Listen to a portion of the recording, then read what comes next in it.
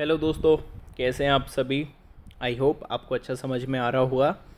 कुछ लोगों का कहना था कि सर वीडियो लंबा बनाया कीजिए, 1 घंटे का बनाया कीजिए। देखिए क्या होता है ना कि यदि मैं वीडियो को ज़्यादा लंबा करूँगा, एक तो क्वेश्चन ज़्यादा हो जाएंगे, कॉन्सेप्ट ज़्यादा हो जाएंगे, आप भी बोर हो जाएंगे। अभी आप पढ़ना तो सीखिए थोड़ा थोड़ा करके। जैसे ही अभी अभी हमें स्टार्टिंग हुई है अभी करने के लिए, अभी हमने जस्ट स्टार्ट ही किया है, कुछ ही टाइम हुआ है। धीरे धीरे आप मेरी वॉइस के यूज्ड टू हो जाइए, देन मैं स्पीड भी बढ़ाऊँगा। और काफ़ी हो जाता है 50 क्वेश्चन एक दिन में यदि आप करेंगे, कॉन्सेप्ट से करेंगे तो बहुत ज़्यादा हो जाएगा। और साथ में आप अपनी भी प्रैक्टिस कीजिए। आप पूरा डिपेंडेंट नहीं हो सकते किसी टीचर के ऊपर, किसी भी टीचर के ऊपर। ठीक है, तो आपको भी प्रैक्टिस कीजिए। और ये तो चल ही रहा है, और जो भी आपको डाउट है तो आप मुझसे पूछ सकते हैं, ठीक है। और मुझे प्लीज़ मेरे हिसाब से पढ़ाने दीजिए जो आपके लिए क्या इंपॉर्टेंट है। मैं कर चुका हूँ, मैं भी स्टूडेंट रहा हूँ अपने टाइम पर, मुझे पता है। आपको लगता है स्टार्टिंग में कि सर बहुत ज़्यादा पढ़ा दीजिए, रोज़ 4-5 वीडियो डालिए। देखिए ऐसे पढ़ने का कोई मतलब नहीं है। आपका जो सबकॉन्शियस माइंड है उसको एब्जॉर्ब करने में टाइम लगता है, और आपको टाइम देना चाहिए। एक बार एकदम से सब कुछ चीज़ें नहीं हो जाती हैं, धीरे धीरे होती है, ठीक है। तो इस बात का ध्यान रखिए और पढ़ाई पर ज़्यादा ध्यान दीजिए, ठीक है। और मैं पढ़ा रहा हूँ अपने हिसाब से, मैं काफ़ी अच्छा आपको कोशिश कर रहा हूँ पढ़ाने की। अब देखिएगा, आप पहला क्वेश्चन स्टार्ट करते हैं हम। देखिए, Rohan and I am best friends and we often meet each other. ठीक है, रोहन और मैं अच्छे दोस्त हैं और हम, ठीक है, और हम अक्सर एक दूसरे से मिलते हैं। अब यहाँ पर आप देखना, कंजंक्शन एंड का प्रयोग किया गया है। एंड, जब भी हम दो सब्जेक्ट को एंड से जोड़ते हैं तो आपका ये प्लूरल हो जाता है। ठीक है, जब भी दो नाउन या प्रोनाउन एंड से जुड़े होते हैं तो वो दोनों मिलकर एक प्लूरल सब्जेक्ट का निर्माण करते हैं। जैसे कि Ram and Shyam are friends, इसका प्रयोग नहीं किया जाएगा, राम और श्याम दोस्त हैं। ऐसे ही यहाँ पर आप देखना, रोहन एंड आई। अब यहाँ पर एम दिया हुआ है तो एम का प्रयोग नहीं किया जाएगा। किसका प्रयोग किया जाएगा? यहाँ पर आर का प्रयोग किया जाएगा। Rohan and I R the best friends का भी प्रयोग किया जाना चाहिए था, दा का भी प्रयोग किया जाना चाहिए था। लेकिन हमेशा याद रखना, सबसे बड़ी जो गलती मानी जाती है वो मानी जाती है टेंस की गलती मानी जाती है। अभी आपको लगेगा सर बी में भी गलती है, द बेस्ट होना चाहिए, बिल्कुल सही आपने कहा, लेकिन आपको एक ही जगह पर एरर लगानी है तो आप चूज़ करेंगे टेंस की गलती, सबसे बड़ी जो होती है। हेल्पिंग वर्ब इसमें गलत कर दी गई है। यहाँ पर क्या आएगा आपका? आर का प्रयोग किया जाएगा। जब भी दो नाउन या प्रोनाउन एंड से जुड़े होते हैं तो वो दोनों मिलकर एक सब्जेक्ट का निर्माण करते हैं जो कि क्या होता है? प्लूरल होता है। ठीक है, आया समझ में? नेक्स्ट आगे करते हैं हम। देखना, ये सिंपल है, बिल्कुल सिंपल है। Hardly had he left the station then. हमेशा याद रखना, हार्डली, स्कार्सली, हार्डली स्कार्सली के साथ हमेशा वैन का प्रयोग किया जाता है। हार्डली और स्कार्सली के साथ हमेशा वैन का प्रयोग किया जाता है, तथा नो सूनर के साथ हमेशा देन का प्रयोग किया जाता है। नो सूनर के साथ हमेशा देन का प्रयोग किया जाता है। आंख बंद करके गलती लगा दीजिए, और ये बार बार आती हैं, ये फेवरेट है एसएससी की आपकी। Hardly had he left the stadium, वह स्टेडियम के लिए निकला ही ना था। देन वैन का प्रयोग किया जाएगा, sorry, when it begin to rain heavily, कि वैसे ही बहुत तेज पानी बरसने लगा या बारिश होने लगी। सॉरी, मैं पानी बरसना ज़्यादा बोलता हूँ, बारिश कम बोलता हूँ उसको। ठीक है, अब देखिएगा, our company not only, third वाला क्वेश्चन है आपका ये। Our company not only manufactures plastic containers but also steel containers. हमारी जो कंपनी है वो मैन्युफैक्चर करती है न केवल प्लास्टिक के कंटेनर्स बल्कि वो स्टील के कंटेनर्स। कंटेनर यानी क्या होते हैं? बर्तन मान लीजिए आप, जिसमें हम किसी भी चीज़ को कंटेन यानी रख सकते हैं। ठीक है, बर्तन मान लीजिए, जैसे आपका होता है ना कंटेनर जिसमें आप रोटियां रखते हो, है ना, उसको क्या बोलते हैं? टिफ़िन। ये भी क्या एक प्रकार का कंटेनर है ना। तो देखना यहाँ पर नॉट ओनली, सबसे पहले तो आप देखना नॉट ओनली यहाँ पर लिखा हुआ है, तो बट ऑल्सो है क्या सेंटेंस के अंदर? जी बिल्कुल आपको मिल जाएगा। ये देखिए, ये क्या लिखा हुआ है आपका? बट ऑल्सो लिखा हुआ है। अब क्या देखना है आपको? अब इसके बाद एक और स्टेप होती है समझने की गलती। नहीं तो आप क्या करेंगे, आपने देखा नॉट ओनली लिखा है, बट ऑल्सो लिखा है और नो एरर आपने लगा दिया, अब गलत हो गया, है ना। तो आप देखिए लाइन बाय लाइन इसको समझना। सबसे पहले देखना आवर कंपनी कौन क्या कैसा सब्जेक्ट है आपका, सब्जेक्ट क्या है आपका इसमें, आवर कंपनी। आवर कंपनी कैसा है, एक वचन है, ठीक है, सिंगुलर है, तो इसके साथ मैन्युफैक्चर क्या है आपकी, वर्ब, और इसमें एस लगा हुआ है, तो प्रेजेंट इंडेफिनिट का टेंस है। अब यहाँ पर एक चीज़ आप देखना, जब भी not only and but also, ठीक है, उन नाउन के पहले प्रयोग, उन शब्दों के पहले प्रयोग किए जाते हैं जिनको वो क्वालिफाई करते हैं। अब यहाँ पर आप देखना, यहाँ पर ये नॉट ओनली है, वो किसको क्वालिफाई कर रहा है, आपका वर्ब को क्वालिफाई कर रहा है। मैन्युफैक्चर के पहले लग रहा है ना, तो वो किसको क्वालिफाई कर रहा है, मैन्युफैक्चर को क्वालिफाई कर रहा है। अब यहाँ पर देखना बट ऑल्सो किसको कर रहा है, जो बट ऑल्सो क्वालिफाई कर रहा है वो कर रहा है स्टील कंटेनर्स, और स्टील कंटेनर्स क्या है आपका, नाउन को क्वालिफाई कर रहा है। नाउन पढ़ लेना जिसने भी नहीं पढ़े, बार बार बोल रहा हूँ पढ़ लेना, ठीक है, शर्म मत करना, फ्री में डाला हुआ है, ठीक है, यूट्यूब पर।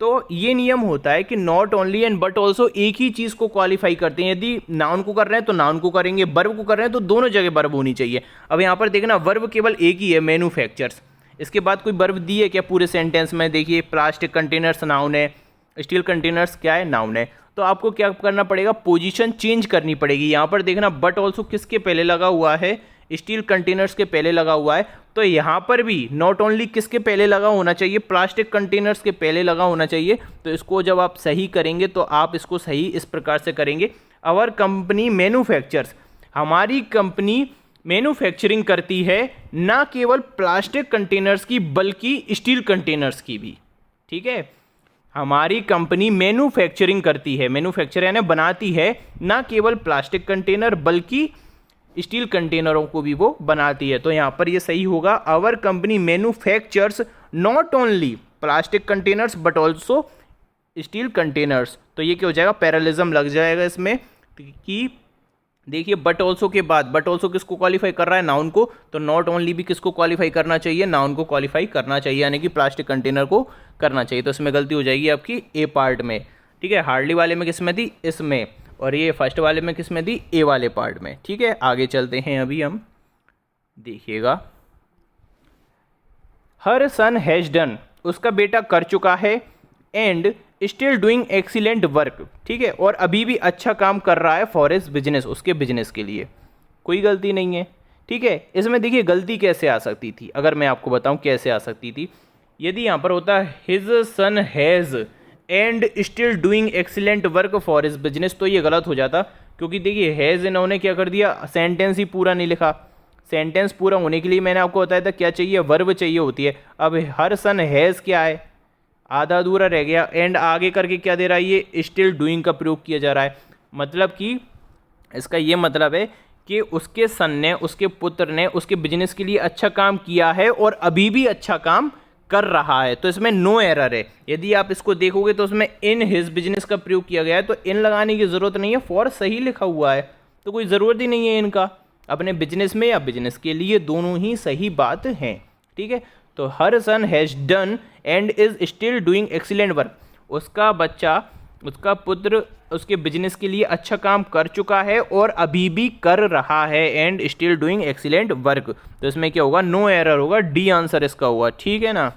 नेक्स्ट देखना, ऑल दो राहुल रैन very fastly he could not catch the moving बस, हालांकि, ऑल दो का मतलब क्या होता है, हालांकि राहुल बहुत ही तेज़ दौड़ा लेकिन वो चलती हुई बस को नहीं पकड़ पाया। अब यहाँ पर सिंपल है, फास्टली का प्रयोग नहीं किया था, फास्टली एडवर्ब नहीं होती, फास्ट की एडवर्ब क्या होती है, फास्ट, फास्ट अपने आप में क्या होती है, एडवर्ब होती है, इसमें एल वाई का प्रयोग नहीं किया जाता, तो फास्टली कोई शब्द नहीं होता। यहाँ पर क्या आएगा, बी पार्ट में इसमें गलती है, फास्ट का प्रयोग किया जाएगा। क्लियर है, अच्छे से समझ में आया, ठीक है। हालांकि राहुल बहुत तेज़ी से भागा, ऑल्दो राहुल रैन वेरी फास्ट, ठीक है, ही कुड नॉट, इधर कॉमा भी आना चाहिए था एक, ठीक है, फास्ट के बाद एक कॉमा भी आएगा, he could not catch the moving बस। लेकिन आप देखना उसमें स्टार्टिंग में जब आप पढ़ेंगे, जो आपके निर्देश दिए जाएंगे, जब आपके स्क्रीन के पटल पर दिखाई देंगे, तो उसमें साफ लिखा होता है कि पंक्चुएशन को आप अवॉइड कीजिए, ज़रूरी नहीं है कि आपको कॉमा दिया जाए, ठीक है ना, ज़रूरी नहीं है। अब हम आगे करते हैं, ठीक है, ये आपके फिल इन द ब्लैंक्स, ठीक है। देखना, my cousin was wrongly punished although he was not खालिस्तान, मेरी जो कज़न थी, मेरा जो कज़न था, देखा मेरा मेरी कुछ नहीं, कज़न कॉमन जेंडर होता है। मेरा जो कज़िन था उसको गलत रूप से क्या किया गया, पनिश किया गया। मतलब वह उसने कोई गलती नहीं की थी लेकिन उसको क्या किया गया, पनिश किया गया, रॉन्गली पनिश्ड। ठीक है, मेरे कज़न को गलती से पनिश किया गया या गलत तरीके से पनिश किया गया या गलती में पनिश किया गया। हालांकि ही वॉज नॉट, हालांकि उसने क्या नहीं की थी, कोई भी गलती नहीं की थी। अब यहाँ पर देखना, ठीक है, देखिए देखिए पनिश जब इंसान कब किया जाता है, पनिश कब किया जाता है इंसान, जब वो क्या करता है, कोई दुष्कर्म करता है या कोई पाप करता है या बहुत बड़ी गलती करता है। ठीक है, अब यहाँ पर देखना, फॉल्टी का मतलब भी क्या होता है, गलती। गिल्टी का मतलब भी क्या होता है, गलती। एरनियस का मतलब भी क्या होता है, गलती। ठीक है, और अक्यूज्ड का मतलब क्या होता है, आरोप। तो देखिए अक्यूज्ड का तो प्रयोग नहीं किया जाएगा। ठीक है, कि वह आरोप नहीं था, आरोपी नहीं था, तब भी उसको पनिश नहीं किया गया। ठीक है, तो इसका प्रयोग आप करें, तब भी उसको पनिश किया गया। हालांकि वह आरोपी नहीं था तब भी उसको रॉन्गली पनिश्ड किया गया। तो अक्यूज्ड का प्रयोग ऐसे अर्थ में आप नहीं किए जाते। अक्यूज का मतलब होता है आरोप, और आरोप के बिना पर किसी को भी आप वो नहीं कर सकते, सज़ा नहीं दे सकते। आरोप को सिद्ध करना पड़ेगा, जब वो प्रूव हो जाएगा कि हाँ वो गिल्टी है, तब उसको क्या मिलती है, सज़ा। इसलिए अक्यूज़ का प्रयोग किया नहीं जाएगा। एररनियस क्या होता है भाई, कोई कंप्यूटर प्रोग्राम में कोई त्रुटि हो जाती है, कोई गलती हो जाती है, या आपको लिखते लगते कुछ आप गलत कर जाते हैं जो सज़ा के योग्य नहीं। अब मान के चलो मैं आपको पढ़ा रहा हूँ, गलती से मैंने स्पेल किसी चीज़ की गलत हो गई, तो वो क्या हो गया, एररनियस हो गया। अब उसके लिए आप मेरे को फांसी पर थोड़ी लटका दोगे, सही बात है ना। नहीं तो कुछ वो बंदे क्या बोलते हैं भाई, अब मेरे से क्या हो गया था, मैंने एक बैनर बनाया था तो उसमें इंग्लिश की स्पेलिंग गलती से गलत हो गई, मैंने इंग्लिश लिख दिया था उसमें। अब उसमें क्या बोलते हैं कि इन्हें इंग्लिश की स्पेलिंग ही नहीं आती, सर को जेके इंग्लिश पढ़ाएंगे। तो भाई सोच है अपनी अपनी, तो अब भैया फांसी पे चढ़ा देना मेरे को, है ना, आगे से लेके तो देखना, तो एररनियस क्या होता है, कंप्यूटर से या ह्यूमन एरर जो होती है उसको क्या बोलते हैं हम, गलती है ऐसी वाली।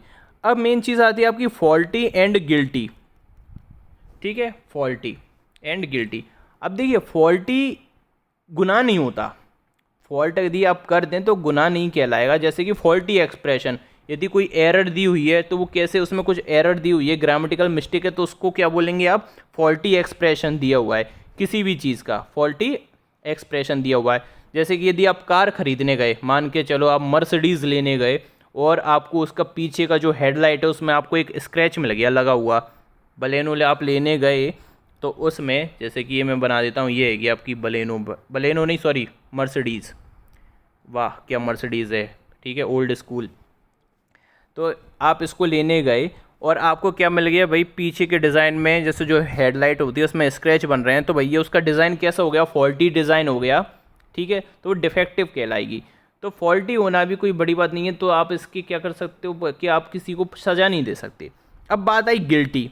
तो देखो फॉल्टी क्या होती हैं, चीज़ें होती हैं, फॉल्टी क्या होती हैं, वस्तुएं होती हैं। ठीक है, फॉल्टी क्या होती हैं, जैसे faulty goods, faulty furniture, faulty chair, ये सब क्या होती हैं, वस्तुएं होती हैं। लेकिन गिल्टी कौन होता है, इंसान। गिल्टी क्या होता है, दोषी व्यक्ति।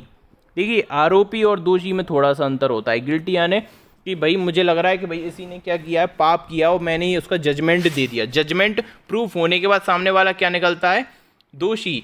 आरोपी कौन होता है, जिस पर आरोप लगाया जाता है, वो दोषी नहीं माना जाता, उस पर आरोप लगाया जाता है शक की बुनियाद पे। दोषी क्या होता है भाई, जब डिसाइड किया जाता है तब वो क्या कहलाता है, दोषी कहलाता है। तो इसमें ऑप्शन क्या आएगा आपका, बी ऑप्शन आएगा। ठीक है, ये जो बुक है एमबी पब्लिकेशन वाले, ये कंफ्यूज हैं, इन्होंने दोनों बता दिए, भैया इन दोनों में से कोई भी लगा लो आपको जो समझ में आए। तो फॉल्टी मैंने बता दिया, फॉल्टी का प्रयोग नहीं किया जाएगा, किसका प्रयोग किया जाएगा, गिल्टी का। ठीक है, नेक्स्ट देखिएगा, the aim of this workshop. इस वर्कशॉप का जो भी मतलब, वर्कशॉप क्या होता है, कोई भी कार्य किया जाता है उसको क्या बोलते हैं, वर्कशॉप का कहते हैं। The aim of this workshop is to खालिस्तान द बेस्ट इन पार्टिसिपेंट्स। ठीक है, इस वर्कशॉप का जो क्या है उद्देश्य है, वो है बेस्ट लाना, किस में से, पार्टिसिपेंट्स में से। अब देखिए ब्रिंग अबाउट यानी क्या होता है भैया, होने का कारण होना, हैपन, घटित होना। ब्रिंग अबाउट का मतलब क्या होता है, हैपन होना। तो देखिए घटित होने का तो कोई अर्थ ही नहीं दिख रहा है इसमें, कि भाई इस वर्कशॉप का जो उद्देश्य है वो घटित होना है, पार्टिसिपेंट्स में से बेस्ट का घटित होना नहीं किया जाएगा। ठीक है, ब्रिंग इन। ठीक है, अब बात करते हैं हम ब्रिंग इन। ब्रिंग इन का मतलब क्या होता है, ब्रिंग इन का मतलब होता है धन कमाना, पैसे कमाना। ब्रिंग इन का मतलब क्या होता है, धन कमाना। इसके अलावा और भी मतलब होते हैं, जैसे कि आप किसी को, जैसे आप ड्रग्स ला रहे हो, या आप कोई मोबाइल फ़ोन ला रहे हो, भारत में ला रहे हो, या कुछ और सामान है वो गुड्स आप इंडिया में ला रहे हो, तो ब्रिंग इन इंडिया का प्रयोग किया जाएगा, है ना। तो ब्रिंग इन आएगा नहीं इसके अंदर, है ना। तो धन कमाने से मतलब नहीं है। ब्रिंग ऑन का मतलब क्या होता है, किसी बुरी चीज़ के घटित होने का कारण होना, ठीक है, किसी बुरी चीज़ के घटित होने का कारण होना, तो ये क्या होता है आपका ब्रिंग ऑन होता है, ठीक है। और ब्रिंग आउट का मतलब क्या होता है, एक तो प्रकाशित करना होता है भैया, ब्रिंग आउट यानी प्रकाशित, कोई न्यूज़ को आप प्रकाशित कर रहे हो तो ब्रिंग आउट का प्रकाशन करना। और एक और जो मतलब होता है ब्रिंग आउट का, वो होता है प्रतिभा को पहचानना। क्या होता है, प्रतिभा को पहचानना और उसको उभार कर सामने लाना, ठीक है। तो यहाँ पर प्रयोग किया जाएगा डी का, ठीक है। थोड़ा ये टफ था, जो टफ चीज़ें आती हैं ना उनमें से एक ये भी है, ये टफ था। यदि कोई इसको पहली बार करता तो थोड़ा कंफ्यूज ज़रूर हो जाता। तो यदि ऐसे क्वेश्चन आए तो उसमें आप टाइम वेस्ट ना कीजिए, आप आगे चलिए, ठीक है। ये तरीका होता है पेपर सॉल्व करने का, नहीं तो आप इसमें फंस जाएं और फिर सब खराब हो जाए, तो आपको फंसना नहीं है। तो इसमें क्या आएगा, ब्रिंग आउट। तो इसका ये मतलब है ये जो वर्कशॉप की जा रही है, इसका जो उद्देश्य है वो क्या है, पार्टिसिपेंट्स में से बेस्ट की पहचान करना, ठीक है। जितने भी पार्टिसिपेंट्स प्रतियोगी लोग आए हैं उनमें से बेस्ट की पहचान करना। नेक्स्ट देखिएगा आप, इसके बाद है 8वां, इफ़ यू हैड खालिस्तान you would have certainly got the scholarship. If had बराबर क्या होता है, वुड हैव। तो सिंपल देख लीजिए इफ़ हैड क्या आएगा, इसके बाद वर्ब की थर्ड फॉर्म आई, किस में दी हुई है, पहले वाले में दी हुई है, बिल्कुल सही हो जाएगा। यदि आपने मेहनत की होती तो आपको भी स्कॉलरशिप मिलती, ठीक है। If you had worked hard you would have certainly got the scholarship. कितना सिंपल है, समझ में आ रहा है क्या, बताइए। बिल्कुल आ रहा होगा। अब बात करते हैं हम 9 की। By the time the plane arrived, जैसे ही, जिस समय प्लेन पहुंचा, ठीक है, अराइव हुआ, आई नियरली हैड डेस्पेयर्ड खालिस्तान being able to board it, ठीक है।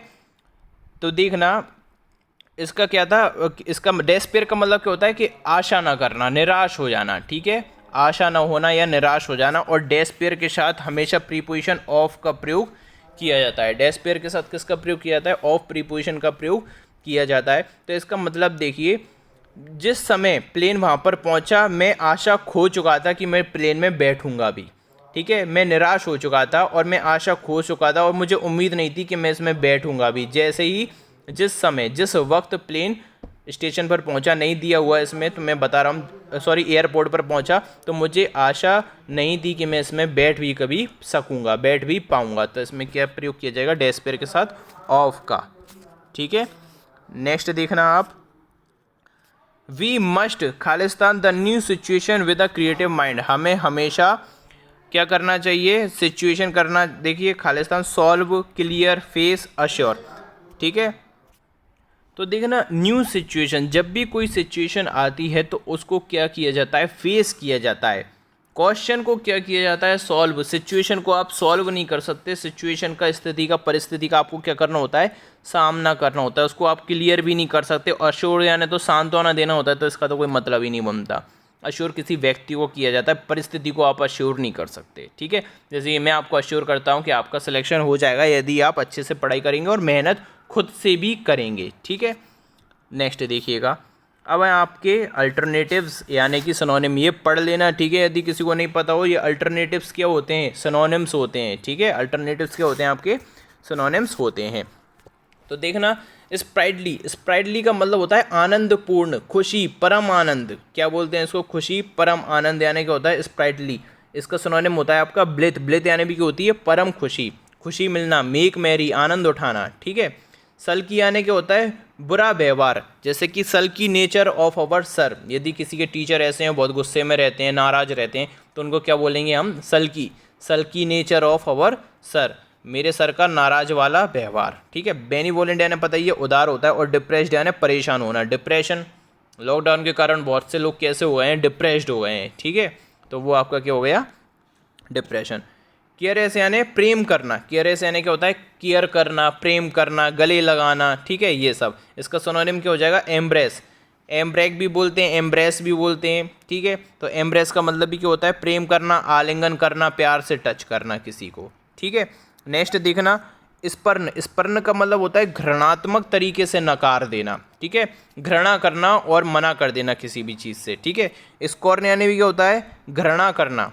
स्कॉर्न यानी भी क्या होता है, घृणा करना, मजाक उड़ाना किसी का, ठीक है, स्कॉर्न। और स्कॉल्ड यानी होता है डराना धमकाना, स्कॉल्ड याद रखना, SCOLD, स्कॉल्ड यानी क्या होता है डराना धमकाना। रिलीज़ यानी क्या होता है छोड़ देना, रिलीज़ यानी क्या होता है जैसे रिलीज़ कर दो, जेल से उसको क्या कर दिया गया, रिलीज़ कर दिया गया। ठीक है, नेक्स्ट देखना, प्लेंटियस, प्लेंटियस बनाए प्लेंटी से, प्लेंटी यानी होता है प्रचुर मात्रा में होना। ठीक है, प्रचुर मात्रा में होना, ऐसे ही इसका क्या हो जाएगा सिनोनिम, प्रोफ्यूज, प्रोफ्यूज यानी भी क्या होता है प्रचुर मात्रा में होना, अधिकता में होना, प्रचुर मात्रा में होना। इनोक्वस यानी होता है दोष रहित, जिस पर कोई दोष नहीं होता, बेदाग, इनोक्वस यानी क्या होता है बेदाग। पॉसिटी यानी क्या होती है, पॉसिटी यानी होती है कमी, कमी हो जाना, पॉसिटी हो जाना, कमी हो जाना। इंजीरियस यानी क्या होता है हार्मफुल, डेंजरस, घातक, जैसे कि smoking is injurious to health, और इंजीरियस के साथ हमेशा टू प्रीपोजिशन का प्रयोग किया जाता है, रट लेना इसको। ठीक है, डेट्रीमेंटल यानी भी क्या होता है हानिकारक, उसके साथ भी टू प्रीपोजिशन का प्रयोग किया जाता है, लिख लेना डेट्रीमेंटल, इंजीरियस, इनका मतलब क्या होता है हानिकारक होता है, इसका मतलब क्या होता है हानिकारक। नेक्स्ट देखना, फ्लॉन्डर, फ्लॉन्डर का मतलब क्या होता है संघर्ष करना, फ्लॉन्डर का मतलब क्या होता है संघर्ष करना। देखिए इसका सिनोनिम हो जाएगा आपका हाँ एक सक्सेस, स्ट्रगल, स्ट्रगल यानी भी क्या होता है संघर्ष करना, तो फ्लॉन्डर का आपका सिनोनिम क्या हो जाएगा स्ट्रगल हो जाएगा। ट्रम्प यानी क्या होता है विजय, ऐसे याद कर लो डोनाल्ड ट्रम्प, ट्रम्प कौन है विजयी है। ठीक है, तो ट्रम्प यानी भी क्या होता है विजयी, हालांकि अभी तो विजयी नहीं है, कोरोना वायरस से अपने देश को नहीं छुड़ा पाए। ठीक है, सक्सेस यानी क्या होता है सफलता, और रेवरेंस यानी क्या होता है आदर करना, रेवरेंस यानी क्या होता है किसी का आदर करना। ठीक है, रिवेयर यानी होता है आदर। डेंटी, डेंटी यानी होता है भव्य, शानदार, अद्भुत, सुहावना। ठीक है, ये होता है डेंटी का मतलब। डेंटी का जो सिनोनिम है वो आ जाएगा आपका एलिगेंट, एलिगेंट यानी भी क्या होता है शानदार, भव्य, आकर्षक दिखने वाला, भव्य दिखने वाला। ठीक है, इंसिपिड यानी होता है बेस्वाद, जिसमें कोई स्वाद नहीं है वो क्या हो जाता है इंसिपिड। रिस्टोर यानी पुनर्प्राप्ति करना, रिस्टोर करके रखना, है ना, रिस्टोर करना, बैकअप लेना। नेक्स्ट लिखना देखना आप पेट्यूलेंट, अब क्या है आपके देखिए इसमें आपको अपोजिट करना है। ठीक है, यहाँ पर अल्टरनेटिव्स मैंने बताया था, सॉरी कुछ गड़बड़ हो गई थी बताते टाइम पर, सिमिलर मीनिंग इसमें दिया हुआ था तो आप पढ़ लेना। ठीक है, सिमिलर मीनिंग्स यहाँ पर आपको क्या करना है, हाँ देखिए विच एक्सप्रेस, सॉरी ये तो ईडियम्स आ गए, अपोजिट मीनिंग, इसमें क्या है अपोजिट दिया हुआ है। तो पेट्यूलेंट, पेट्यूलेंट का मतलब क्या होता है, पेट्यूलेंट का मतलब होता है चिड़चिड़ा हो जाना। ठीक है, चिड़चिड़ा हो जाना, गुस्सा हो जाना, जिद्दी टाइप का हो जाना, तो इसका मतलब क्या होता है पेट्यूलेंट का मतलब होता है चिड़चिड़ा हो जाना। तो इसका अपन को अपोजिट देखना है। देखिए स्टबर्न यानी होता है जिद्दी, परवर्स यानी होता है पथ भ्रष्ट व्यक्ति। ठीक है, जो अपने मार्ग से भटक गया हो उसको क्या बोलते हैं परवर्स बोलते हैं, कैरेक्टरलेस बोलते हैं। परप्लेक्स्ड यानी क्या होता है कन्फ्यूज, परप्लेक्स्ड यानी क्या होता है कन्फ्यूज्ड होना। प्लीजेंट यानी क्या होता है शांत होना, अच्छा होना। तो देखिए पेटुलेंट यानी क्या होता है चिड़चिड़ा, और प्लीजेंट यानी क्या हो जाएगा शांत व्यक्ति, अच्छा व्यक्ति। ठीक है, फोमेंट, फोमेंट यानी क्या होता है भड़का देना, गुस्सा दिला देना, परेशानी को बढ़ा देना। फोमेंट यानी क्या होता है परेशानी को बढ़ा देना। एजिटेट यानी भी क्या होता है गुस्सा दिला देना। तो ये क्या है सिनोनिम है एक दूसरे के, लेकिन आपको क्या चाहिए अपोजिट चाहिए। आपको क्या चाहिए इसमें अपोजिट चाहिए। तो देखिए डैम्पन यानी क्या होता है रिएक्शन को कम कर देना, किसी भी होने वाली रिएक्शन को कम कर देना। और डैम्पन यानी क्या होता है गीला कर देना, वेट कर देना। डैम्पन यानी क्या होता है गीला कर देना, वेट कर देना। कोयल, कोयल यानी क्या होता है कोई भी चीज़ जो भड़काऊ चीज़ चल रही हो उसको शांत कर देना, भड़काऊ चीज़ को शांत कर देना। तो फोमेंट का जो करेक्ट यदि आपको अपोजिट देखना है तो वो हो जाएगा आपका कोयल। अब इस बुक में डैम्पन भी दिया हुआ है तो डैम्पन मेरे ख्याल से सही नहीं है। ठीक है, कोयल इसका आंसर हो जाएगा। कोयल का मतलब क्या होता है कोई भी इंसाइट, इंसाइट यानी भी क्या होता है भड़काना। एजिटेट यानी भी क्या होता है भड़काना, उग्रवाद फैलाना, तो उसको क्या कर देना शांत करना। अपहोल्ड यानी क्या होता है सस्टेन यानी बरकरार रखना किसी चीज़ को। नेक्स्ट देखना कॉन्टिगुअस, 18वां है कॉन्टिगुअस। कॉन्टिगुअस का मतलब होता है पड़ोसी। कॉन्टिगुअस का मतलब क्या होता है पड़ोसी, और इसके साथ टू प्रीपोजिशन या विद प्रीपोजिशन का प्रयोग किया जाता है, फिक्स्ड होता है, इसको लिख लेना। ठीक है, कॉन्टिगुअस का मतलब क्या होता है से सटा होना या पड़ोसी। एडजेसेंट यानी भी क्या होता है चिपका हुआ, से लगा हुआ, आपने पढ़ा हुआ एडजेसेंट एंगल। ठीक है, एक दूसरे से चिपके हुए एंगल्स। अबटिंग यानी भी क्या होता है चिपके हुए। ठीक है, इसका मतलब भी क्या होता है चिपके हुए कोई भी देश वगैरह। ठीक है, आपस में चिपका हुआ होना। बिटरनेस यानी क्या होता है कड़वाहट। ठीक है, और इनएक्सेसिबल यानी कि होता है पहुंच से बाहर। तो देखिए कॉन्टिग्यूस का मतलब क्या है, चिपका हुआ होना, मतलब कि आपको यदि उसके पास जाना है तो आप जा सकते हैं, और इनएक्सेसिबल का मतलब क्या होता है, पहुंच से बाहर। तो इसका क्या हो जाएगा अपोजिट, इनएक्सेसिबल यानी कि पहुंच से बाहर। नेक्स्ट देखिएगा एक्स पोस्टुलेट। एक्स पोस्टुलेट का मतलब क्या होता है भैया, हिंडर करना, आपत्ति करना, हिंड्रेंस पैदा करना, ठीक है, रोक देना, प्रोटेस्ट करना। इसका मतलब भी क्या भी होता है, प्रोटेस्ट करना, ठीक है, अवरोध पैदा करना। क्या एक्स पोस्टुलेट का मतलब क्या होता है, अवरोध पैदा करना। रेसिड्यू यानी होता है बचा हुआ। ऑक्यूपाई क्या यानी क्या होता है, अर्जित करना। और लॉर्ड यानी क्या होता है, प्रशंसा करना। तो देखिए किसी को परेशान करना, प्रोटेस्ट करना, किसी का विरोध करना, तो उसका अपोजिट क्या हो जाएगा भैया, उसकी तारीफ कर देना। तो लॉर्ड यानी क्या हो जाएगा, उसका प्रशंसा करना, ठीक है, समर्थन दे देना। एवो, एवो का मतलब क्या होता है भैया, स्वीकार करना, अग्री करना, ठीक है। प्रोफेस का मतलब भी क्या होता है, अग्री करना। तो ये दोनों तो क्या है, सिनोनिम में एक दूसरे के। प्रोफेस यानी भी क्या होता है, एग्री करना, और एवो यानी भी क्या होता है, अग्री करना। रिनाउंस यानी क्या होता है, त्याग कर देना भैया। तो ये इसका क्या हो जाएगा, अपोजिट हो जाएगा रिनाउंस। रिनाउंस क्या हो जाएगा, त्याग कर देना, और ये क्या है, इसका अपोजिट है। बियर यानी क्या होता है, बर्दाश्त करना। बियर यानी क्या होता है, सहना, बर्दाश्त करना। डिक्लियर यानी क्या होता है, अनाउंस करना। जैसे कि कभी भी रिजल्ट क्या किया जाता है, डिक्लियर किया जाता है। रिजल्ट क्या किया जाता है, घोषित किया जाता है। डिक्लियर यानी क्या होता है, घोषित करना। अब नेक्स्ट आ जाते हैं हम, ये क्या है, ईडियम्स हैं। A rift in the lewd, a rift in the lewd. तो देखिए रिफ्ट यानी क्या होता है, डिसएग्रीमेंट। तो ऐसे यदि आपको मीनिंग पता है तो आप कर सकते हैं, a rift in the lewd. तो इसका मतलब होता है ब्रॉट अबाउट डिसहार्मोनी। डिसहार्मोनी यानी क्या होता है, डिसएग्रीमेंट, असमंजस की स्थिति को जन्म देना, ठीक है। देखिए ब्रिंग अबाउट का मतलब क्या होता है, का कारण होना। तो देखिए डिसहार्मोनी यानी कि असमंजस या डिसएग्रीमेंट, असहमति का कारण होना, a rift in the lewd. Next देखना, कूजी जॉब। देखिए कूजी से बना है कुजन। कुजन यानी कि होते हैं तकिए। तकिए पर आप क्या करते हैं, आराम करते हैं चैन से। तो कूजी जॉब यानी तकिए वाली नौकरी, यानी कि फाइनेंशियली कंफर्टेबल जॉब को आप क्या बोलेंगे, आरामदायक नौकरी, ठीक है। तो कुजी जॉब का मतलब क्या होता है, आरामदायक नौकरी। अब कोई मुझसे पूछता है कि सर ये है ना आपके ईडियम्स है ना, इनके सारे ऑप्शन बताइए। तो भैया इतना ना मैंने किया कि मेरे पास ना इतना टाइम, और ना मैं खुद कभी इनके ऑप्शंस को याद करता हूँ। ऑप्शंस किसके याद करने चाहिए आपको, सिनोनिम्स, एंटोनिम्स के। ये आपके जो क्या बोलते हैं इनको, ईडियम्स, ईडियम फ्रेजेस के कभी भी ऑप्शन याद नहीं किए जाते, इनका डायरेक्ट आपको अर्थ याद करना पड़ता है, ठीक है ना। तो इतना भी पढ़ाई मत कीजिए कि पागल हो जाओ। नेक्स्ट देखना, सम एंड सब्सटेंस। इसका मतलब क्या होता है भैया, समरी, उपसंहार, सारांश। सम एंड सब्सटेंस का मतलब क्या होता है, सारांश। जैसे कि the sum and substance of that book is good. उस बुक का जो सारांश था वो कैसा था, अच्छा था। और ये हमेशा सिंगुलर होता है, सम एंड सब्सटेंस, भले ये एंड से जुड़ा हुआ है, ये कंपाउंड वर्ड है, ठीक है, जुड़ा हुआ वर्ड है।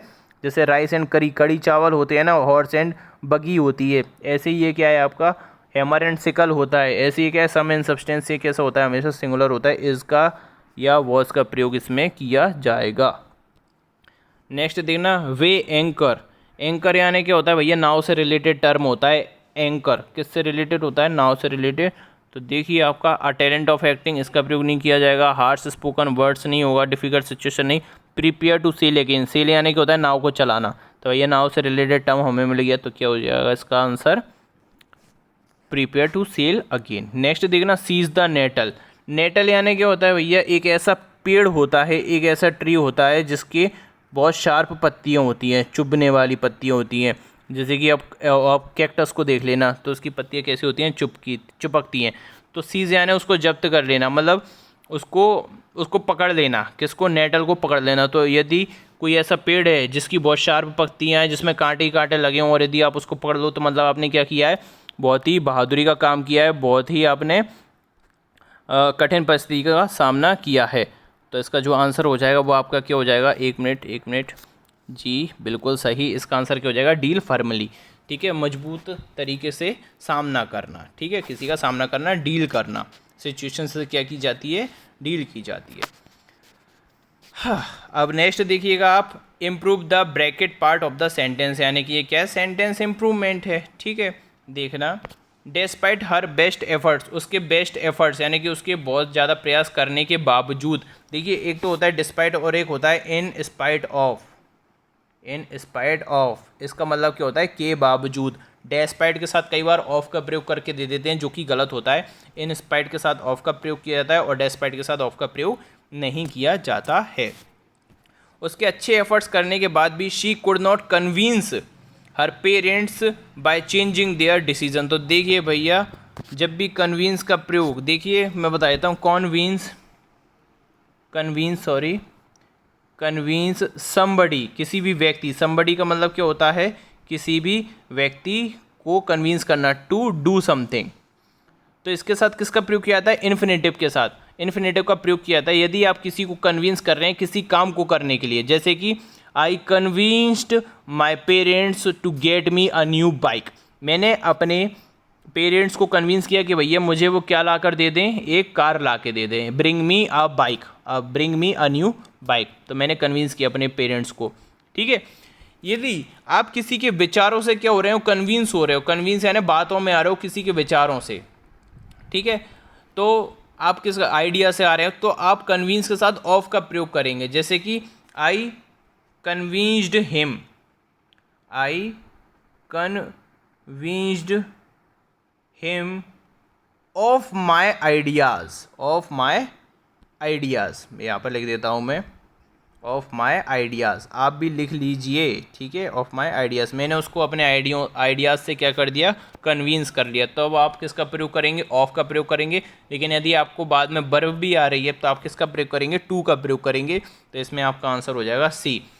उसके बेस्ट एफर्ट्स के बावजूद भी she could not convince her parents, वो अपने पेरेंट्स को कन्विंस नहीं कर पाई कि वे उसके पेरेंट्स क्या कर लें, अपना डिसीज़न को बदल लें, ठीक है। शादी वादी करनी होगी किसी लड़के से जिससे प्यार करती होगी, तो ऐसा ही होता है मैक्सिमम, है ना। नेक्स्ट देखना, as soon as Neha will reach India she will repay the loan. जैसे ही नेहा इंडिया में आएगी, इंडिया पहुंचेगी, वह अपना लोन चुका देगी। रीपे यानी क्या होता है, चुका देना। तो यहाँ पर देखना, रीच दिया है, वुड रीच दिया है, शैल रीच दिया है, नो इम्प्रूवमेंट। भाई इसमें से कोई सा भी ऑप्शन सही नहीं है, क्योंकि एज सुन एज के बाद प्रेजेंट इनडेफिनिट टेंस का प्रयोग किया जाएगा। तो यहाँ पर होना चाहिए था as soon as Neha reaches India का प्रयोग किया जाएगा। क्या किया जाएगा, नेहा रीचेज इंडिया का प्रयोग किया जाएगा। यहाँ पर देखिए, रीच दिया है, वुड रीच दिया है, शैल रीच दिया है, नो इम्प्रूवमेंट। तो भैया कोई सा ऑप्शन सही नहीं है। आपको इसका मतलब इसके फ्री के मार्क्स आपको मिलेंगे, आप कुछ भी टिक करे आना, आप इसको रीच टिक करे आना, ठीक है। हो सकता है मिस्टेक हो गई हो, इसी बुक में मिस्टेक दी गई हो, तो रीचेस का प्रयोग किया जाएगा, ये मैंने आपको बता दिया, ठीक है। ऐसे क्वेश्चन को छोड़ना मत, कुछ भी लगा के आ जाना। और अटेम्प्ट की बात है तो भैया 200 आपके क्वेश्चंस होते हैं, तो याद रखना आपको कम से कम 190 अटेम्प्ट करके आना है। यदि आप 160 अटेम्प्ट करके आएंगे, आप गारंटी से फेल होंगे, लिख के ले लेना मुझसे, ठीक है। फेल हो गए यदि आप 160 अटेम्प्ट करके आओगे ना, आप फेल हो गए फाइनल एग्जाम में। 190 अटेम्प्ट करके आना, चाहे गलत करके आओ चाहे सही करके आओ, क्योंकि मतलब ही नहीं है, यदि आप 160 अटेम्प्ट करेंगे तो भाई किसी की भी एक्यूरेसी इतनी अच्छी नहीं होती। एक्यूरेसी आपकी 80% होगी, तब आपके कितने हो जाएंगे, तब भी गलत हो जाएंगे, माइनस मार्किंग अलग होगी, 135 के समथिंग रह जाएंगे, कुछ नहीं होगा, ठीक है। तो अटेम्प्ट ज़्यादा से ज़्यादा करके आना। नेक्स्ट देखिएगा, हिज कोच, कोच यानी कौन होता है, जैसे क्रिकेट कोच होता है ना, वही कोच होता है। अब हिंदी मुझे नहीं पता, इतना तो आपको इंग्लिश में ही समझ लेना चाहिए, ठीक है, कि उसके कोच, ठीक है। His coach wishes I to play. तो देखिए, विश क्या है, आपकी वर्ब है सबसे पहली बात तो आई का तो प्रयोग किया नहीं जाता। मैंने आपको बताया था वर्ब के बाद हमेशा क्या आता है, ऑब्जेक्ट आता है, और आई का ऑब्जेक्ट क्या होता है, मी होता है, ठीक है। आई का ऑब्जेक्ट क्या होता है, मी होता है। जैसे ये होता है ना आपका प्रेजेंट इंडेफिनिट, पढ़ा होगा, टेंस पढ़ रहे हो कि नहीं पढ़ रहे मक्कारो। देखिए मैंने आपको बताया था क्या होता है, सब्जेक्ट, फिर क्या आती है आपकी वर्ब आती है, फिर क्या आता है ऑब्जेक्ट, यानी कि वर्ब के पहले क्या होता है सब्जेक्ट, वर्ब के बाद क्या होता है ऑब्जेक्ट। अब यहाँ पर देखना, हिज कोच क्या है, सब्जेक्ट, विशेष बिल्कुल एक वचन है, कोच कैसा है आपका, एक वचन है, कोई व्यक्ति होगा ना कोच जो ट्रेन करता है, ट्रेन करने का काम करता है।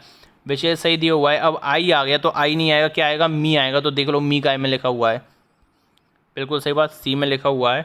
His coach wishes me to play for his team, उसके कोच चाहते हैं कि मैं उनकी टीम की तरफ से खेलूँ, ठीक है।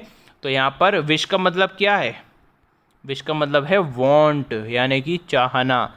जैसे यदि मैं आपसे बोलूं कि मैं चाहता हूं कि तुम मेरी मदद करो, तो I want you to help me, या I wish you to help me. मैं चाहता हूं, सॉरी, वह चाहता है कि मैं उसके पास जाऊं, he wants me to go with him, ठीक है, he wants me to go with him, वह चाहता है कि मैं उसके साथ जाऊँ।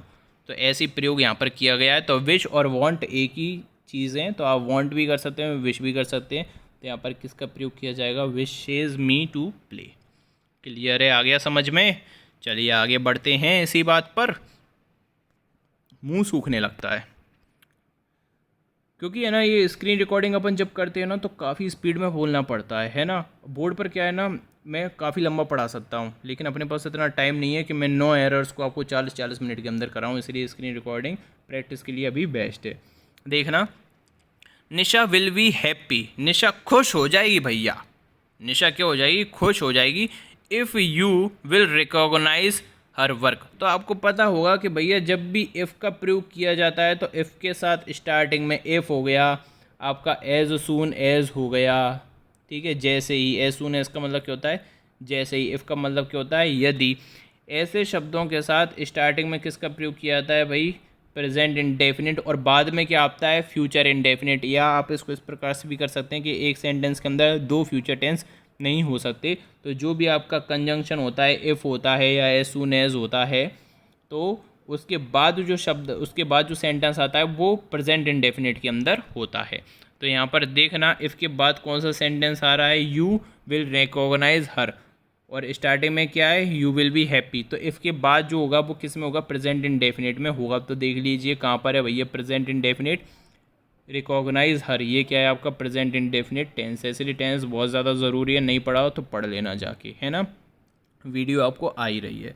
तो निशा खुश हो जाएगी यदि तुम उसके काम को पहचान जाओगे, ठीक है ना। नेक्स्ट देखिएगा, the bus was extremely crowded, बस बुरी तरह से खचाखच भरी हुई थी, ठीक है।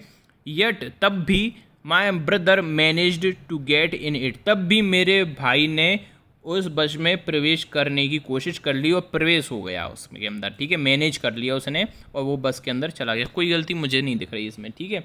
देखिए, बस क्या था, बहुत बुरी तरह से भरी हुई थी, तब भी। यट का मतलब क्या होता है, तब भी, तब भी। यट का मतलब क्या होता है, तब भी, ठीक है। तब भी मेरे भाई ने मैनेज कर लिया और बस के अंदर क्या कर गया, प्रवेश कर गया, ठीक है। और येट का मतलब अभी तक भी होता है, जैसे कि उसने अभी तक खाना नहीं खाया है, ही हैज़ंट टेकन फूड येट का भी प्रयोग किया जाता है, ठीक है। जब टेंस वेंस सीखोगे तो उसमें बता दूंगा ये सब चीज़ें। तो यहाँ पर नो इम्प्रूवमेंट है, देखिए। माई ब्रदर कुड भी मैनेज टू, ये सब गलत है। मैंने मैनेजेस आएगा नहीं, पास्ट में बात कर रहे हैं। डिस्पाइट में स्पाइट का प्रयोग नहीं किया जाएगा, मैनेजिंग मैनेजिंग ऐसे कोई शब्द नहीं किए जाते। नो इम्प्रूवमेंट इसका क्या हो जाएगा, आंसर हो जाएगा। सिंपल है, साफ साफ समझ में आता है भाई। अभी आपके क्या आ गए भाई, अल्टरनेटिव आ गए, ये आपके वन वर्ड आ गए। तो वन वर्ड अपन को करवाना नहीं है, ठीक है। यदि आपको शौक है तो एमबी पब्लिकेशन में से आप कर लेना, बेफालतू में आप स्टेनो की तैयारी कर रहे हैं, स्टेनो में प्रयोग नहीं किए जाते, स्टेनो में वन वर्ड नहीं आते, तो आप उस चीज़ को मत कीजिए, है ना। अब यहाँ पर देखना, ये मिस स्पेल्ट है, तो आप इंग्लिश स्टेनोधारी हैं तो आप इसको कर सकते हैं इजीली, और वैसे भी एग्ज़ाम में ये नहीं पूछे जाते। और वोकेबलरी तो आपको खुद से करनी होती है ना। चलिए स्टार्ट करते हैं हम। अब आप सभी का और सभी का फेवरेट क्लोज टेस्ट, ठीक है। देखिए, crude mineral oils comes out of the earth. भैया जो कच्चे तेल होते हैं, क्रूड मिनरल ऑयल के यानी क्या होता है, कच्चे तेल। कच्चे तेल जिसमें से क्या निकलता है भाई, सीएनजी, एलपीजी, पेट्रोल, डीजल, मिट्टी का तेल, कैरोसिन, ये सब निकलते हैं, उनको क्या बोलते हैं, हम कच्चे तेल बोलते हैं। जो कच्चे तेल होते हैं, comes out of the earth, जब वो धरती में से निकलते हैं तो वो कैसे होते हैं, थिक, मोटे होते हैं, ब्राउन एंड ब्लैक कलर का क्या होता है, लिक्विड होता है। जब भी कच्चे तेलों को ज़मीन में से निकाला जाता है तो उसकी स्टार्टिंग की जो फॉर्म होती है वो कैसी होती है, एक तो वो मोटा होता है तेल, थिक होता है, भूरे कलर का और काले कलर का लिक्विड होता है, विद स्ट्रॉन्ग देखना। ऑरा यानी क्या होता है, प्रभाव। जैसे कि यदि आपके सामने साक्षात भगवान प्रकट हो जाएं तो उनका जो ऑरा बनेगा, उनका जो वातावरण बनेगा, तो उसकी बात करेंगे। तो ये बताइए, यदि आप कच्चे तेल को निकालोगे ज़मीन में से तो आपको क्या एक प्रभाव मिलेगा, क्या उसका एक ऑरा मिलेगा क्या, नहीं। ऑरा एक अच्छी पर्सनैलिटी का होता है, एक सुगंध का भी ऑरा हो सकता है, ठीक है। बॉडी मिलेगी, लाश मिलेगी क्या, शरीर मिलेगा आपको, स्ट्रॉन्ग बॉडी मिलती है क्या इनकी, नहीं। बेंड यानी कि होता है झुकना, तो झुकने से तो कोई मतलब नहीं है। स्मेल, बिल्कुल सही बात है। जब भी आप क्रूड ऑयल कहाँ से आते हैं, अर्थ में से आते हैं। कैसे रहते हैं वो, थिक होते हैं और ब्लैक कलर के लिक्विड होते हैं विद स्ट्रॉन्ग स्मेल। उनकी स्मेल भी कैसी आती है, बहुत ज़्यादा तीखी आती है। कभी पेट्रोल की देखना, डलवाए होगा पेट्रोल, तो एक सुगंध आती है, वो तो मुझे तो अच्छी लगती है उसकी खुशबू, है ना। तो सबके ऊपर है। मुझे फटाकों की खुशबू भी अच्छी लगती है जब फूटते हैं तो। नेक्स्ट देखना, आगे चलते हैं। इट इज़ आ खालिस्तान mixture of many different substance. ये क्या होता है भैया, कच्चा तेल क्या होता है, मिक्सचर होता है। इट इज़ आ खालिस्तान मिक्सचर, मिक्सचर होता है अलग अलग सब्सटेंस का, अलग अलग पदार्थों का क्या होता है, मिक्सचर होता है। अब देखना भाई, सिंपल मिक्सचर, यदि आपने केमिस्ट्री पढ़ी हो ना तो ये पूरा बन जाएगा, पता है आराम से। यदि आपने 12th में, अगर यदि आप मैथ से हैं और आपने केमिस्ट्री अच्छे से पढ़ी है तो पूरा बन जाएगा कि भैया जो कच्चा तेल क्या होता है, हाइड्रोकार्बन होता है। ठीक है, हाइड्रोकार्बन होता है। और ये क्या होते हैं, कॉम्प्लेक्स मिक्सचर होते हैं, जटिल जटिल कार्बनिक यौगिक होते हैं। ठीक है, जटिल ऑर्गेनिक सब्सटेंस बोला जाता है इनको। तो इट इज़ आ, सिंपल होता नहीं है, क्योंकि देखिए बहुत सारी उसमें क्या होती हैं, लेयर लगी होती है। जैसे आप देखोगे तो सबसे ऊपर क्या होता है, केरोसिन, फिर आएगा डीजल, फिर आएगा आपका एलपीजी। ठीक है, इसलिए जो पेट्रोल की गाड़ियाँ, सॉरी एलपीजी कह रहा हूँ, पेट्रोल, केरोसिन, फिर आएगा डीजल, फिर क्या आएगा आपका पेट्रोल। इसलिए जो पेट्रोल की गाड़ियाँ होती है ना, उनसे इंजन बहुत लंबा चलता है, क्योंकि ये फिल्टर होके आता है। जैसे आपने खोदा, सबसे पहले क्या मिला आपको, केरोसिन, फिर क्या मिलेगा आपको, डीजल, फिर क्या मिलेगा, पेट्रोल। तो ये छनकर आता है, इसलिए पेट्रोल का इंजन ज़्यादा काम करता है। तो ये सिंपल तो होता नहीं है भैया, निकालना पड़ता है कच्चे तेल में से भी चीज़ों को, लेयर को फिल्टर कर करके निकालना पड़ता है। तो सिंपल हुआ नहीं, ये कैसा होता है, कॉम्प्लेक्स। वेरिंग यानी क्या होता है, डिफरेंट। अब देखिए वेरी क्यों नहीं आ सकता, वेरी का मतलब ही क्या होता है, डिफरेंट। और यहाँ पर डिफरेंट दो बार दिया हुआ है, तो दो बार डिफरेंट का प्रयोग नहीं किया जाएगा। क्या हो जाएगा, कॉम्प्लेक्स यानी जटिल। ये क्या होता है, जटिल। यूजुअल यानी होता है सामान्य, सामान्य मिश्रण नहीं होता, ये कॉम्प्लेक्स मिक्सचर होता है। ठीक है ना, तो समझ में आ रहा होगा भैया, जो मैथमेटिक्स से हैं या बायोलॉजी से होंगे। ठीक है, बायोलॉजी वाले तो डॉक्टर बन गए होंगे, सॉरी। ठीक है, each with its own Khalistan qualities. और प्रत्येक जो सब्सटेंस होता है, जैसे कि कैरोसिन हो गया, पेट्रोल हो गया, डीजल हो गया, सबकी अपनी एक खुद की क्या होती है, अलग क्वालिटीज़ होती हैं। तो भैया देखिए, खुद की चीज़ के लिए क्या बोलते हैं हम, इंडिविजुअल का प्रयोग करते हैं भैया, कि मेरी इंडिविजुअल ये क्वालिटी है कि मैं बांसुरी बजा लेता हूँ। ऐसी जो अपन को क्या मिलते हैं, सब्सटेंस मिलते हैं किसके अंदर, कच्चे तेल के अंदर, उनकी खुद की एक अपनी क्वालिटीज़ होती हैं। तो इंडिविजुअल का प्रयोग किया जाएगा, यानी कि पर्सनल। ठीक है, रिलेशनल यानी क्या होता है भैया, वो संबंधित, संबंधित क्वालिटी नहीं होती किसी की। और रेशनल यानी क्या होता है, तार्किक, रीजनिंग से रिलेटेड होता है, तर्क क्षमता से रिलेटेड होता है। इनसेपरेबल यानी क्या होता है, जिसको अलग नहीं किया जाता, ऐसी। ठीक है, डाई हार्ट क्वालिटीज़। ठीक है, तो इनसेपरेबल का प्रयोग नहीं किया जाएगा, कि भाई क्वालिटी को वैसे भी सेपरेबल नहीं किया जाता, इंडिविजुअल का इसमें क्या किया जाएगा, प्रयोग किया जाएगा। ठीक है, most of them are combination of hydrogen and carbon. देखिए इसलिए इनको क्या बोलते हैं, हाइड्रोकार्बन बोलते हैं। उनमें से बहुत सारे क्या होते हैं भैया, किसके कॉम्बिनेशन होते हैं, उसमें हाइड्रोजन होती है और क्या होता है, कार्बन होता है, इन वेरिंग।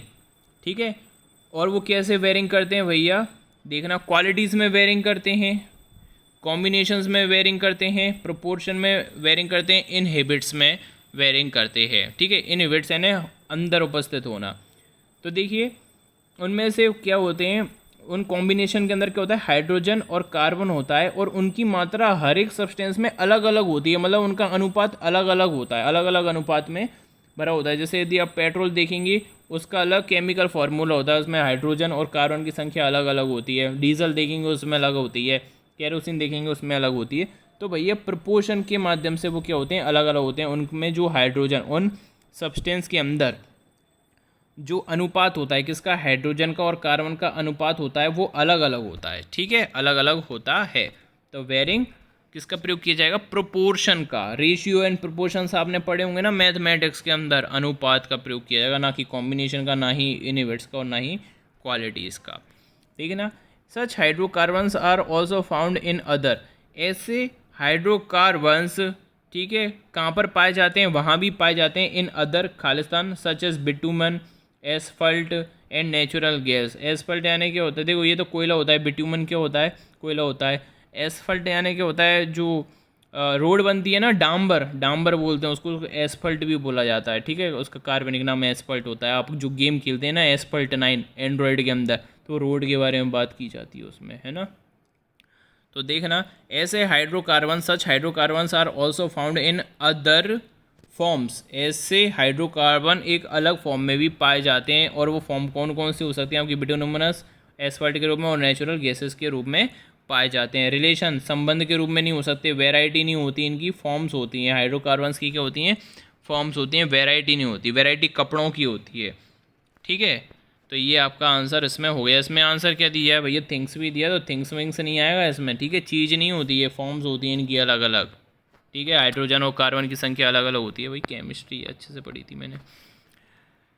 अब बात करते हैं हम पैसेज की, ठीक है। अब हम बात करेंगे पैसेज की।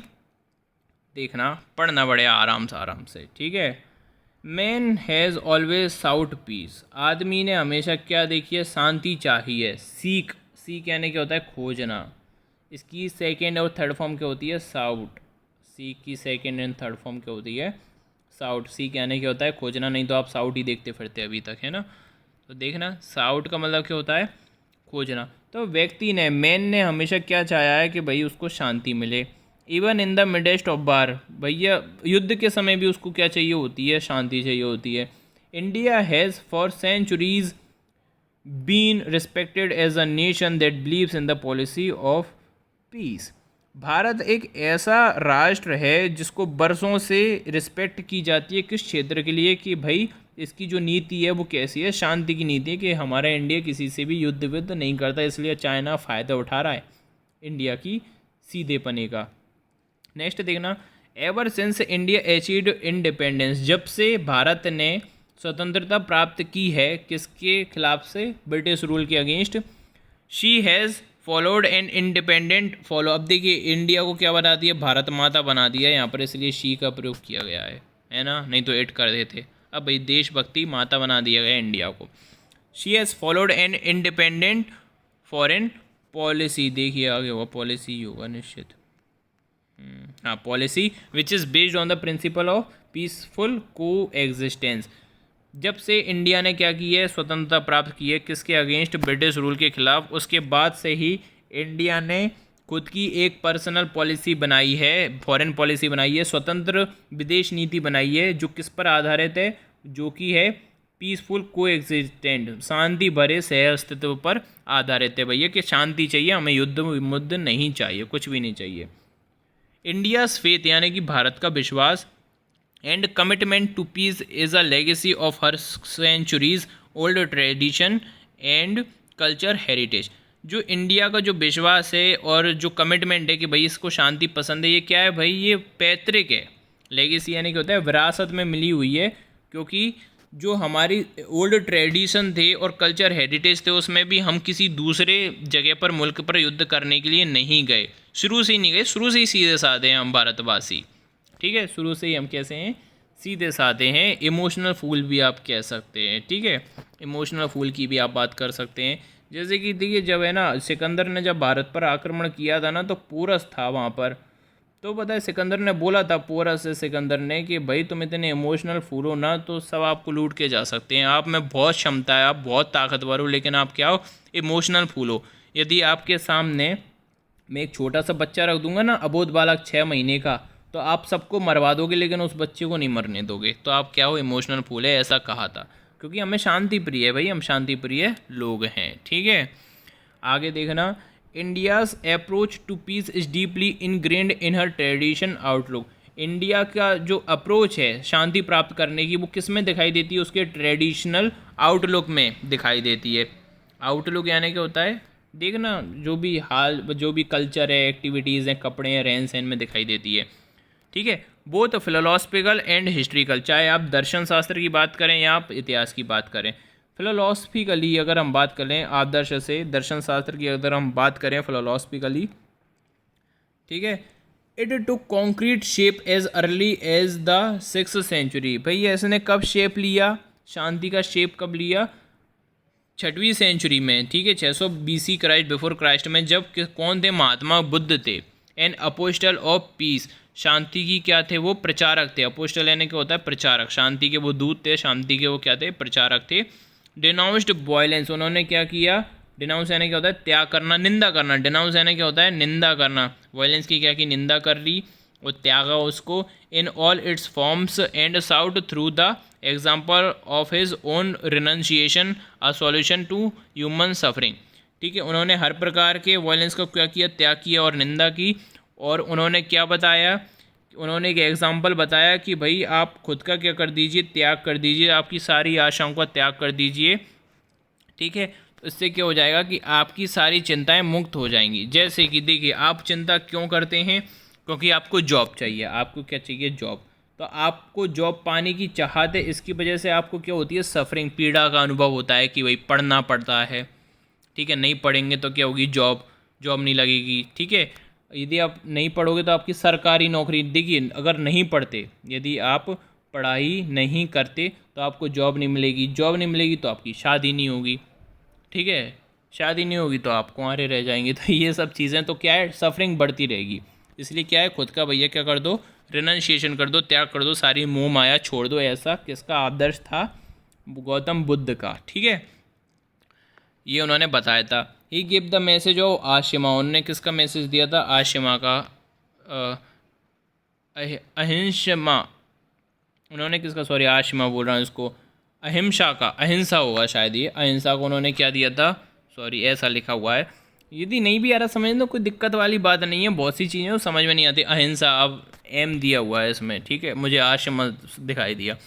The message of Mahavir, Mahavira the Jain apostle, जो कौन थे, जैनों के दूत थे, वॉज द सेम, उनका भी क्या था, महावीर ने भी क्या कहा था कि भाई आप हिंसा ना करें, अहिंसा का समर्थन करें। ठीक है, हिस्टोरिकली यदि इतिहास के रूप से हम देखें, द पीसफुल अप्रोच फाउंड, जो पीसफुल अप्रोच पाई गई थी, शांति का जो अप्रोच था, जो मार्ग था, इट्स नॉट, देखिए इट्स गलत लिखा हुआ है इसमें, इट इज़ होना चाहिए। ठीक है, it's not celebrated, sorry it is भी नहीं होना चाहिए, पता नहीं ये लिखा क्यों है। चलो आप पढ़ते हैं, देखो इसमें आपको कोई एरर नहीं निकालनी, आपको केवल पढ़ना है। इसके अंदर एरर आती हैं, एरर जो आती हैं वो फिक्स्ड पोर्शन में से आती हैं। ठीक है, तो देखिए historically the peaceful approach found its not celebrated exponent in emperor Ashoka in the 3rd century BC। यदि आप बात करें, यदि आप हिस्टोरिकली इतिहास के रूप से, इतिहास की दृष्टि से यदि आप बात करें, जो पीसफुल अप्रोच था तो वह अशोक के काल में नहीं आई थी। ठीक है, अशोक के काल में जो शांति का जो वो था, जो उद्देश्य था, अहिंसा की जो बात थी, तो अशोक के काल तक नहीं थी। He was aroused to consciousness. ठीक है, he was aroused to consciousness and realisation of the futility of war in the very process of waging a blood war to extend his domain over the kingdom of Kalinga. जब अशोक ने क्या किया था, कलिंग से युद्ध किया था और कलिंग को जीत लिया था, जिसमें क्या हुआ था, बहुत ज़्यादा नरसंहार हुआ था। तो उसको ये देखकर समझ में आया कि भाई ये सब युद्ध करना, ये सब क्या है, व्यर्थ का काम है, फुटिलिटी है, बेकार है, व्यर्थ है। तब उसकी क्या थी, कॉन्शियसनेस जागी, मतलब कि उसकी आत्मा जागी और उसने ये रियलाइज़ किया कलिंग युद्ध के बाद। तो आप अगर ध्यान से देखिए, जैसे गौतम बुद्ध थे तो उन्होंने कोई हिंसा नहीं की थी सबसे पहले, तो उनने अंदर ही आत्मचिंतन के द्वारा ये पता कर लिया कि शांति सब कुछ है। ऐसी महावीर ने, लेकिन अशोक को कैसे पता चला, अशोक ने पहले युद्ध किया, खूब ज़्यादा खून खराबा किया, उसके बाद उसे ऐसा एहसास हुआ अशोक को, इसके बाद। इसलिए अशोक को आप शांति का दूत नहीं कह सकते। ठीक है ना, देखना, at the height of his military glory, जैसे ही उसकी मिलिट्री ग्लोरी बढ़ती गई, ही रिनाउंस्ड द वॉर, उसने क्या कर दिया भैया, वॉर का त्याग कर दिया, युद्ध का उसने क्या कर दिया, त्याग कर दिया, as a method of conquest and adopted the Buddhist creed of non violence, और उसने क्या किया, जो बुद्ध धर्म था उसको क्या अपना लिया और उसके अहिंसा का क्या किया, नॉन वायलेंस का पालन किया। Both as a national and international policy, उसकी जो भी पॉलिसी थी, चाहे वो अंदर की हो, अपने क्षेत्र की हो, या विदेश की नीति हो, उन सभी में उसने किसका पालन किया, नॉन वायलेंस का पालन किया। ठीक है, नेक्स्ट देखना, इन आवर ओन एज, यदि हम अपने युग की बात करें, they are walked in flesh and blood a messiah called Mahatma Gandhi. यहाँ पर भी एक व्यक्ति थे जिनका नाम क्या था, महात्मा गांधी था। ठीक है, फ्लैश एंड ब्लड एक व्यक्ति थे जिनका नाम क्या था, महात्मा गांधी था। Who showed the world the way of peace and non violence, जिन्होंने पूरे दुनिया को किसका, शांति का और अहिंसा का मार्ग बताया था। देखिए, he revived out long lost faith in human values and yielded passive resistance. ठीक है, उन्होंने क्या किया, उन्होंने जिंदा किया जो इंसान का पुराना का विश्वास था। जैसे कि बाद में जब अंग्रेज लोग आए तो युद्ध फिर से चालू हो गए थे, मुगल्स आए तो युद्ध चालू हो गए थे, तो इंसान भूल गया था अहिंसा का मार्ग, तो उन्होंने उसको जन्म दिया, दोबारा से रिवाइव किया और ह्यूमन की वैल्यूज़ बताई और पैसिव रेजिस्टेंस की बात कही। देखिए, पैसिव रेजिस्टेंस की यदि आप बात करें तो नॉन कोऑपरेशन से रिलेटेड था, मतलब कि आपको किसी का अहित नहीं करना और आपको उनकी बात भी नहीं मानना, सविनय अवज्ञा करना, तो वो क्या हो जाएगा, आपका पैसिव रेजिस्टेंस हो जाएगा। एज अ फॉर्मिडेबल वेपन, एक शांति प्रिय हथियार के रूप में उन्होंने किसका प्रयोग किया। ठीक है, in the struggle of India's national independence, जो कि किसके संघर्ष में, जो स्वतंत्रता प्राप्ति का जो संघर्ष था, स्वतंत्रता प्राप्ति का जो संघर्ष था उसमें इसका प्रयोग किया गया था, एक शांति दूत की तरह, शांतिपूर्ण हथियार की तरह। And now that India is an independent, और अब इंडिया क्या है, भारत कैसा है, एक स्वतंत्र है और सोवरेन नेशन है। ठीक है, मतलब कि पूर्णतः स्वतंत्र देश है, राष्ट्र है। It is but natural that she should preserve her previous freedom by following the same principle of thought and action that have brought her a states of dignity and that have been the soul of her past tradition and history। ठीक है, लेकिन ये क्या है, natural है, it is but natural, ये natural बात है, सामान्य बात है कि उसको क्या करना चाहिए, प्रिजर्व करके रखना चाहिए उसकी पुरानी फ्रीडम को, बाय फॉलोइंग सेम प्रिंसिपल, कि भारत को क्या करना चाहिए, इसी प्रिंसिपल को, अहिंसा के प्रिंसिपल को फॉलो करते रहना चाहिए, इस थॉट्स को करना चाहिए, इसी के अकॉर्डिंग एक्शन करना चाहिए, ये सब बातें कही गई हैं जिससे इसकी डिग्निटी बनी रहे और आत्मा जिंदा हो, जो आपके पास्ट ट्रेडिशन, मतलब ओवरऑल मिला के अब सारी की सारी बात क्या गई है कि इंडिया को अब यही फॉलो करना चाहिए। लेकिन ऐसा हर बार नहीं होता कि चाइना हमारी सीमा में घुसा रहा है और हम भैया अहिंसा की बात करें, है ना। सबके अलग अलग थॉट्स हो सकते हैं, है ना। तो मैं कोई राजनीति की बात नहीं कर रहा, ना ही मुझे इलेक्शन में खड़ा होना है ना। वैसे देखिए मुंह सूखने लगा बोलते बोलते। अब देखना 46 का क्या है answer. Select the suitable title for the passage. तो देखिए, India's belief in the policy of piece, India and world peace. देखिए, इंडिया और विश्व शांति की तो कोई बात ही नहीं की गई, तो ये तो गलत हो गया। पीस इज़ अ लेगेसी, शांति क्या है, एक विरासत है, ये भी कोई ऐसी बात नहीं है। Mahatma Gandhi theories of peace, तो महात्मा गांधी के बारे में कोई बात नहीं की गई भैया, भारत की बात की गई है। महात्मा गांधी, ठीक है, बुद्ध, महावीर, इन सब की बात की गई है। तो महात्मा गांधी का तो यहाँ पर निबंध नहीं है, तो किसकी बात कर रहा है, इंडिया का विश्वास, भारत का जो विश्वास रहा है अभी तक शुरू से लेके अंत तक, वो कैसा है, शांति के बारे में उसकी बात की गई है। तो भारत का विश्वास शांति की नीति में, ठीक है, तो इसका ये आंसर इसका हो जाएगा। नेक्स्ट देखना, which of the following is incorrect with respect to the given passage. निम्न में से क्या कथन गलत है, देखना। इंडियाज़ फॉरेन पॉलिसी, भारत की जो विदेश नीति है, is based on the principle of peaceful non existence.